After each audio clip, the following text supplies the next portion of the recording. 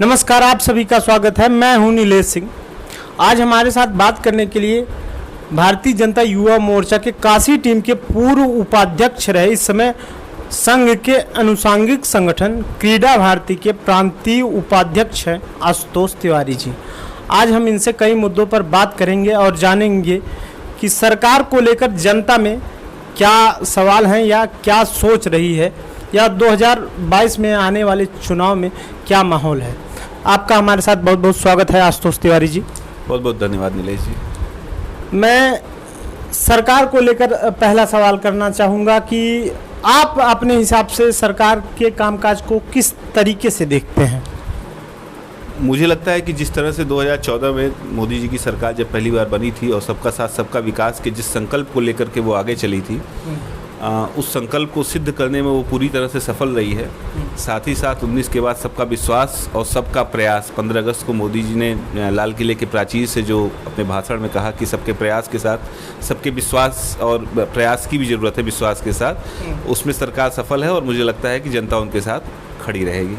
अच्छा, मैं एक चीज़ आपकी जानकारी में बता देना चाहता हूं कि आप सफल व्यवसायी भी हैं और आप बदलापुर क्षेत्र के घनश्यामपुर बाज़ार में आपका एक पेट्रोल पंप है। जिस लिहाज से मैं यह प्रश्न पूछना चाहता हूं कि आप व्यवसायी हैं, कोरोना की दूसरी लहर को झेला है आम जनमानस ने, तो उस आपके व्यवसाय पर क्या इफ़ेक्ट रहा या महंगाई कितनी है? कोरोना ने पूरे दुनिया को हिला करके रख दिया था। निश्चित रूप से कोई भी ऐसा व्यक्ति इस धरती पे नहीं है जो इससे अछूता हो, और साथ ही साथ कोई भी व्यवसाय हो, चाहे हमारा हो या कोई भी किसी भी तरह का व्यवसाय हो, सबको इसने परेशान किया है। तो निश्चित रूप से उसका असर सब पे पड़ा है। चूँकि आप भारतीय जनता पार्टी के सदस्य हैं और उसके जिम्मेदार दायित्ववान कार्यकर्ता रहे हैं, तो इस लिहाज मैं पूछना चाहता हूं कि महंगाई को लेकर जनता परेशान है, तो क्या आप मानते हैं कि महंगाई है? निश्चित रूप से इस महामारी ने सबको, मैंने जैसे पहले ही आपसे कहा कि इस महामारी ने सबको परेशान किया है और तेल के दाम वगैरह काफ़ी बढ़ गए हैं। एक बार देखने पे ये लगता है कि लोग इससे परेशान हैं, क्योंकि तेल के दाम बढ़ने की वजह से खाद्य सामग्रियों के भी दाम बढ़ जाते हैं। लेकिन मुझे लगता है कि अगर आप ध्यान देंगे और दूरदर्शी सोच रखेंगे तो जो भी महंगाई बढ़ी है वो प्रथम दृष्टया निश्चित रूप से आपको परेशान करने वाली है, लेकिन भविष्य में ये आपको निश्चित रूप से राहत देगी। तेल के दाम, जैसे तेल के दाम सिर्फ जनता के लिए बढ़े हैं कि आपको जो तेल आप खरीद कर लाते हैं उसमें भी बढ़ोतरी हुई है? कितनी बढ़ोतरी हुई है उसमें? नहीं, इसमें कोई अंतर नहीं आया है। जैसा हमारे लिए पहले था वैसे ही आज भी है। मतलब सिर्फ जनता के लिए बढ़ोतरी हुई? नहीं, ये बढ़ोतरी सिर्फ जनता के लिए नहीं, उसी जनता में हम भी आते हैं। हम जनता से अछूते नहीं। आपने तो कहा कि आपकी जो खरीदी है वो जो पहले थी वही पड़ रही है, लेकिन जनता की खरीदी बढ़ गई है, खरीद रेट बढ़ गया है। मैं आपको एक चीज़ बड़ा स्पष्ट कर देना चाहता हूँ कि कोरोना काल में काफ़ी व्यवसायों को नुकसान पहुंचा था। काफ़ी काम ऐसे थे जो मंद पड़ गए थे, काफ़ी फैक्ट्रियां ऐसी थी जो कोरोना की वजह से कमज़ोर पड़ गई थी। तो सरकार को चलाने के लिए अर्थव्यवस्था को मजबूत बनाए रखना होता है और अर्थव्यवस्था के लिए पैसे फंडिंग की कहीं न कहीं से ज़रूरत पड़ती है। तो एक सुगम साधन के रूप में तेल का कई बार उपयोग किया जाता है। लेकिन फिर मैं आपको बता देना चाहता हूँ कि विश्व बाज़ार में जिस तरह से तेल का दाम लगातार बढ़ा है, सरकार ने उसको रोकने की पूरी कोशिश की है। एक चीज़ और आपकी जानकारी के लिए बता दूं जो सामान्यतः आम आदमी नहीं जान पाता है कि ओपेक देशों में लगभग 35 देश ऐसे हैं जो तेल का निकालते हैं। कोरोना काल के वक्त 35 में से मात्र 15 ही देश ऐसे थे जो तेल का उत्पादन कर रहे थे, और वो भी एक सीमित मात्रा में कर रहे थे। क्यों? क्योंकि कर्मचारियों की संख्या वहाँ पे घट गई थी। इस वजह से उस दौरान तेल के दाम में लगातार वृद्धि हुई। उसमें सरकार का सीधा इन्वॉल्वमेंट कोई नहीं था। सरकार ने बाजार के ऊपर ही पूरे उसको छोड़ रखा। अच्छा, अगर आम आदमी यात्रा कर रहा है, कहीं आना जाना है, उसको अपना मान लीजिए 10 किलोमीटर 20 किलोमीटर गाड़ी चला के अगर उसे नौकरी करनी पड़ रही है, 10,000 की नौकरी है, तो वो आदमी अपना घर कैसे चला सकता है? देखिए, एक चीज़ मैं फिर आपको स्पष्ट कर दूं कि सरकार ने जो मिनिमम वेतन मान रखा हुआ है वो 18,000 का रखा हुआ है कि 18,000 मिनिमम कम से कम वेतन मिलना चाहिए। पहली बात तो अगर कोई इस तरह का वो दुष्प्रयोज्य काम कर रहा है तो वो दंड का भागीदारी है। बाकी मुझे उम्मीद है कि जल्दी इस पे सरकार। फिलहाल आप भी जानते होंगे कि 18,000 रुपये सबको नहीं मिलते हैं। खैर आप ये चीज़ें कहीं तो हम मानने के लिए ठीक है, तैयार हैं, लेकिन गैस की बात अगर हम करते हैं तो 1,000 रुपये इस समय गैस सिलेंडर का दाम है, 900 कुछ रुपए है, 1,000 लगभग।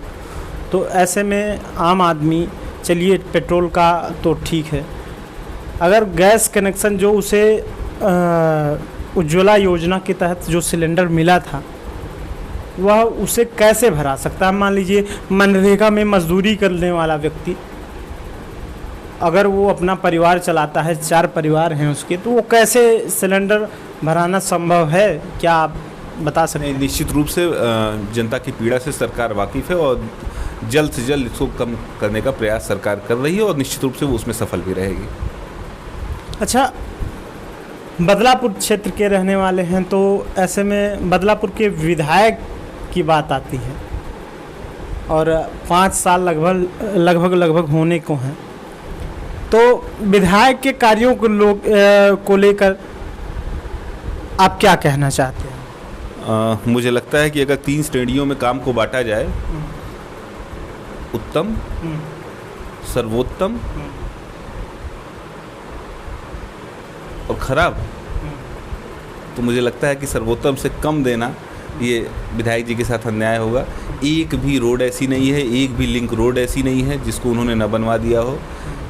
बिजली की समस्या मुझे लगता है कि वो पूरी तरह से 2 साल हो गया लगभग ख़त्म हुए, और यहाँ पे तो ये स्थिति है कि ट्रांसफार्मर आज अभी जलता नहीं है कि 1 घंटे के बाद दूसरा ट्रांसफार्मर लग जाता है। तो कम से कम विधायक जी अपने काम में पूरी तरह से सफल है और जनता का आशीर्वाद उनके साथ लगातार। अच्छा, चलिए, तो कार्यकर्ता उनसे कितना संतुष्ट है? कार्यकर्ता पूरी तरह से संतुष्ट है। कहीं कोई दिक्कत? बिल्कुल कोई दिक्कत नहीं है। हम दोबारा से आ रहे हैं, दोबारा से हम सरकार बना रहे हैं और माननीय मुख्यमंत्री योगी जी दोबारा से। चलिए, मुख्यमंत्री योगी जी को लेकर बात करते हैं, तो क्या आप आशुतोष तिवारी नाम, पहले जैसा कि मैंने बताया है आजकल लगातार ब्राह्मण सम्मेलन चल रहे हैं, ब्राह्मण नाराज हैं, तो क्या आप मानते हैं कि योगी जी से ब्राह्मण नाराज है? ये दुष्प्रचारित करना विपक्षियों की चाल है और मुझे इस बात की पीड़ा है कि आप जैसे वरिष्ठ लोग और आप जैसे ज्ञानवान लोग भी आशुतोष के पीछे तिवारी देख रहे हैं। अगर ये आप देखते हैं तो ये सरासर पार्टी के कार्यकर्ताओं के साथ अन्याय है, ब्राह्मण समुदाय के साथ अन्याय है, और फिर वैसे भी हमने पहले ही कहा है सबका साथ सबका विकास, तो उसमें इस तरह की कोई नहीं।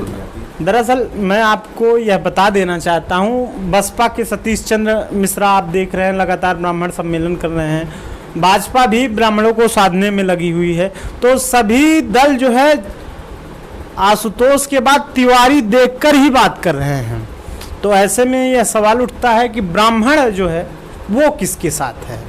मुझे नहीं पता कि भाजपा इस तरह कोई कार्यक्रम कर रही है या नहीं कर रही है। हाँ, प्रबुद्ध सम्मेलन के रूप में हमारे कुछ कार्यक्रम जरूर चल रहे हैं, लेकिन प्रबुद्ध में सिर्फ ब्राह्मण नहीं आते, समाज का हर वो तबका आता है जो समाज के लिए कुछ न कुछ अपने तरफ से समर्पित करता है या वो भाव रखता है। जहाँ तक बसपा की बात रही तो बसपा ख़त्म हो चुकी है, उस पर बात करना ही उसको बढ़ावा देना है। इसलिए मैं आपके माध्यम से कहना चाहूँगा कि बसपा शून्य में जा चुकी है, उसे शून्य में ही रहने दीजिए। योगी जी, क्या योगी जी दोबारा लौट कर आ रहे हैं? क्या जनता के बीच में योगी जी की छवि जो है वो पसंद की जा रही है? योगी जी पुनः मुख्यमंत्री बनेंगे? नीलेश जी, एक चीज़ मैं आपको स्पष्ट कर दूं कि योगी जी दोबारा लौट के आ रहे हैं ये प्रश्न ही गलत है, वो जा ही नहीं रहे हैं ये सत्य है। तो इस तरह की भ्रांतियाँ फैलाने का जो भी लोग प्रयास कर रहे हैं वो निश्चित रूप से आने वाले समय में जोरदार झटके सहेंगे। मतलब आप मानते हैं कि जाति की सरकार नहीं चल रही है उत्तर प्रदेश में? कभी नहीं चली है, तो आज कैसे चलेगी? तो बहुत लोग उन आरोप लगाते हैं। आम आदमी पार्टी के राज्यसभा सांसद संजय सिंह ने एसटीएफ को स्पेशल ठाकुर फोर्स बताया था, तो ऐसे में आप क्या कहना चाहेंगे?